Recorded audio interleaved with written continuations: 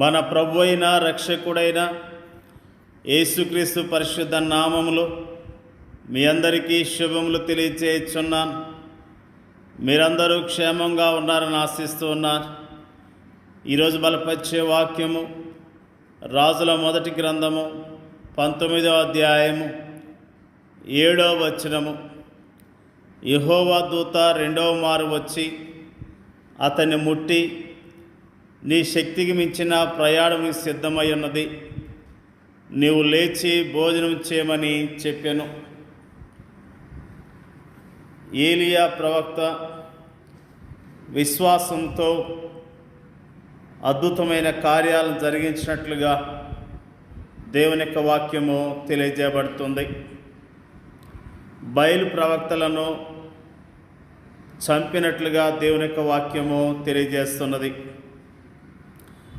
ఏలియా ఎంతో ధైర్యాన్ని కలిగి జీవించాడు. ఏలియా చేసినదంతయు అతడు ఖడ్గము చేత ప్రవక్తలందరినీ చంపించిన సంగతియు ఆహాబు యెజెబెలుకు తెలియచెప్పగా, యెజెబెలు ఒక దూత చేత ఏలియాకి వర్తమానం పంపించాను. రేపు ఈ వేళకు నేను ఈ ప్రాణమును వారిలో ఒకని ప్రాణం వలె చేయని ఎడల దేవుడు నాకు గొప్ప అపాయం కలగజేయనుగాక. కాబట్టి అతడు ఈ సమాచారం తెలుసుకొని లేచి తన ప్రాణం కాపాడుకుంటకై పోయి యూదా సంబంధమైన బెయేర్షెబాకు చేరి అచ్చట ఉండమని తన దాసునితో చెప్పి, తాను ఒక దిన ప్రయాణం అరణ్యములోనికి పోయి ఒక బదరీ వృక్షం కింద కూర్చుండి మరణాపేక్ష గలవాడై, యెహోవా, నా పితరుల కంటే నేను ఎక్కువ వాడిని కాను, ఇంత మటుకు చాలును, నా ప్రాణం తీసుకొనమని ప్రార్థన చేశాను. అతడు బదరీ వృక్షము క్రింద పరుండి నిద్రించుండగా ఒక దేవదూత వచ్చి అతన్ని ముట్టి, నీవు లేచి భోజనం చేయమని చెప్పాను. అతడు చూసినంతలో అతని తల దగ్గర నిప్పుల మీద కాల్చిపడిన అప్పమును నీళ్ళబొడ్డియు కనబడిన కనుక అతడు భోజనం చేసి తిరిగి పరుండెను. అయితే యెహోవా దూత రెండో మారు వచ్చి అతన్ని ముట్టి, నీ శక్తికి మించిన ప్రయాణం నీకు సిద్ధమై ఉన్నది, నీవు లేచి భోజనం చేయమని చెప్పినప్పుడు నిజముగా ఏలియా పట్ల దేవుడు ప్రత్యేకమైన ప్రణాళికలు కలిగి నడిపించినట్లుగా మనము జ్ఞాపకం చేసుకుంటూ ఉన్నాం.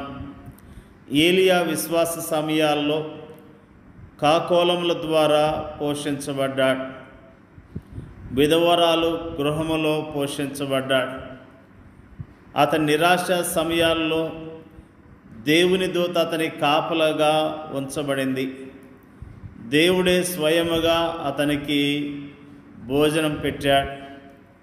మనల్ని సంరక్షించి ఆదరించే ఒక అద్భుతమైన తండ్రి మనకు ఉండటం ఎంత అద్భుతమైన విషయం. దేవుని దూతచే నిద్రలేపబడిన ఏలియా చూచినంతలో అతని తల దగ్గర నిప్పుల మీద కాల్చబడిన అప్పమును నీళ్ళబొడ్డియు కనబడెను. ఏలియా దినములోని యెహోవా, సువార్త దినములోని ప్రభుని యేసే మన నిరాశ సమయాల్లో మన చుట్టూ కారు చీకట్లో ఆవరించవచ్చు. మనము కృంగిన సమయాల్లో మన హృదయాలను భయభీతులు ఆవరించవచ్చు.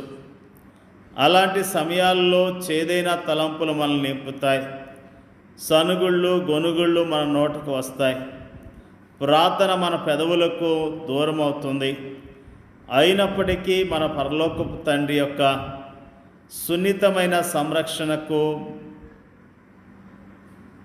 సంరక్షణ మనకి ఎప్పుడూ దూరము కాదు. తన సేవకునికి మంచి భోజనం పెట్టి అతనికి మంచి నిద్రనిచ్చి అతని అలసట తీర్చిన తర్వాత దేవుడు అతనికి తాజా సూచనలు ఇచ్చాడు. తాను ఒక ప్రయాణం చేయవలసి ఉందని ఏలియా అనుకున్నాడు. కానీ దేవుడు అతనితో, నీ శక్తికి మించిన ప్రయాణం సిద్ధమై ఉన్నదని చెప్పాడు. ఆ సుదీర్ఘ ప్రయాణానికి ధైర్యం కావాలి, శక్తి కావాలి, విశ్వాసం కావాలి, వ్యతిరేకత జయించబడాలి. అయితే ఇవన్నీ కూడా మనలాంటి సామాన్య మానవులకు అసాధ్యమైనవి. ఏలియా ముందు ఒక సుదీర్ఘమైనది, శక్తికి మించినదనైన ప్రయాణం ఉన్నది. అది ఏలియాకు శక్తికి మించిందే కానీ ఏలియా దేవునికి మాత్రం కాదు. దేవుడు తన సున్నితమైన ప్రేమతో తన సేవకుని ప్రతి విధమైన అవసరతలను తీరుస్తాడు. మన జీవితాల్లో కూడా మనకు కూడా ఒక సుదీర్ఘ ప్రయాణం ఉన్నది. అది నిత్యత్వపు మహిమలో అంతమవుతుంది. అయితే ఆ ప్రయాణములో కష్టాలున్నాయి, శ్రమలున్నాయి, పరీక్షలున్నాయి, వ్యతిరేకత ఉంది. ఈ సుదీర్ఘ ప్రయాణం మన శక్తికి మించినదని మనం అనుకోవచ్చు. ఈ సుదీర్ఘ ప్రయాణం చేసేందుకు మనకు శక్తి చాలదని మనం అనుకోవచ్చు. ఇలాంటి ప్రయాణాలు ఎవరు చేయగలరు అని మనము అనుకోవచ్చు. కానీ నా కృప నీకు చాలును, బలహీనత యందు నా శక్తి పరిపూర్ణమగుచున్నదని ప్రభు మనతో అంటున్నాడు.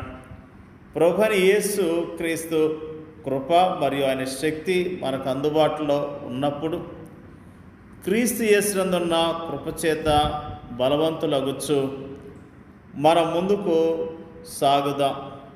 దేవుని యొక్క ప్రజలముగా ఏలియా యొక్క విశ్వాసాన్ని ఈ రోజున మనము జ్ఞాపకం చేసుకుంటున్నాం. నిజంగా ఏలియా ప్రభుమందు విశ్వాసం ఉంచి అద్భుతమైన కార్యాలు జరిగించాడు. ఏలియా నిరాశ కలిగి ఉన్నప్పుడు ప్రభు అతనికి ధైర్యాన్ని ఇచ్చాడు.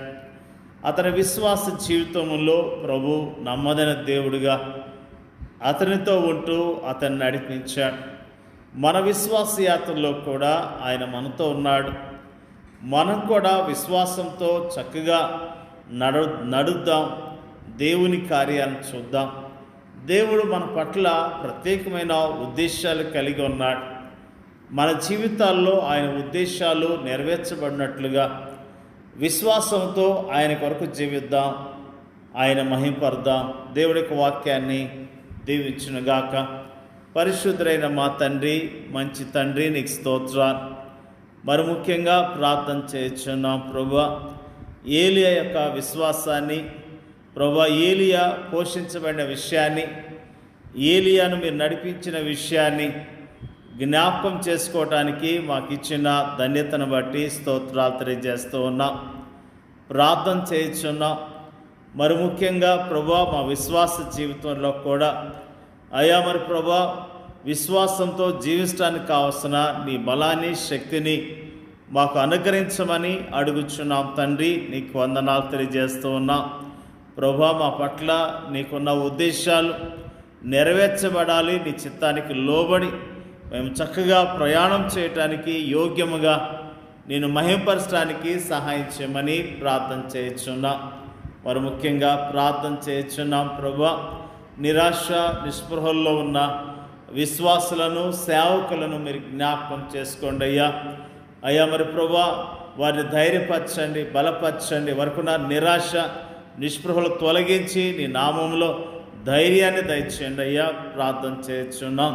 కృంగిన వారిని లేవనెత్తమని ప్రార్థన చేయుచున్నాం. దుఃఖముతో, ఆయాసంతో ఉన్న విశ్వాసులను బలపరచండి అయ్యా. ప్రార్థన చేయుచున్నాం. నీ నామములో ప్రభువా పరిచర్య చేస్తున్న నీ సేవకులందరినీ జ్ఞాపకం చేసుకోండి అయ్యా. స్తోత్రాలు. మా దేశంలో ప్రపంచవ్యాప్తంగా నీ నామములో పరిచర్య చేస్తున్న సేవకులను, వారి కుటుంబాలను దీవించి ఆశీర్వదించండి. వారికి ఉన్న ప్రతి అవసరత మీరు తీర్చండి అయ్యా. స్తోత్రాలు. నిజంగా ప్రభువా నీ నా మహిమార్థమై మేమందరం కూడా జీవించడానికి సహాయం చేయండి అయ్యా. ప్రార్థన చేయుచున్నాం. అనాథలను, దిక్కులేని వారిని, చెరసాల్లో ఉన్న వారిని, విధవరాళ్లను జ్ఞాపకం చేసుకోండి అయ్యా. వారిని ఆదరించండి, ధైర్యపరచండి, వారి క్షేమం దయచేయండి అయ్యా. ప్రార్థన చేయుచున్నాం ప్రభువా. నీ నామములో ప్రభువా ప్రతిరోజు లేఖనాలు ధ్యానం చేస్తూ విశ్వాసంతో ప్రభువా జీవించడానికి పరిశుద్ధాత్మ శక్తిని మాకు దయచేయండి అయ్యా. ప్రార్థన చేయుచున్నాం. మాకు ఇచ్చిన చక్కని వాక్య భాగాన్ని బట్టి నీకు వందనాలు తెలియజేస్తున్నా. విశ్వాస యాత్రలో చక్కగా జీవించడానికి నీ కృపను మెండుగా మాకు దయచేయండి అయ్యా. ప్రార్థన చేయుచున్నాం. మాకు ఇచ్చిన ఈ యొక్క చక్కని మాటలను బట్టి వందనాలు తెలియజేస్తున్నాం. మా ప్రార్థన అంగీకరించమని యేసుక్రీస్తు నామములో అడుగుచున్నాం తండ్రి. ఆమేన్.